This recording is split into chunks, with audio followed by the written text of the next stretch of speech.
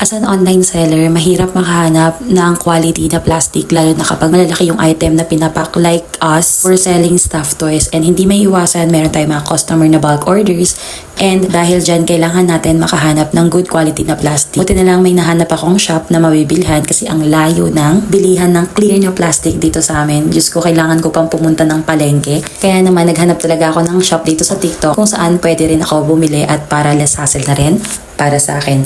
By the way, all clear plastic nga pala itong shop na to. May iba't ibang sizes na din yung kanilang mga plastic from 7 by 12 and yung pinakamalaki which is yung 40 by 60. For sure, ang dami kong kapwa online seller na naghahanap ng malalaking plastic kasi takaw sa space talaga yung mga items like yung sa amin, yung mga stuffed toys and yung mga RTWs and also yung mga shorts, dresses. Kailangan talaga natin ng malaking plastic kung saan pwede natin i-file or ilagay lahat ng ating mga items. Kung nagde-declutter ka rin ng mga dating gamit mo, dating damit mo, naku, eto na yun mga mi. Bumili ka na ng ganito kalaking plastic para naman isahan ang paglalagay sa plastic.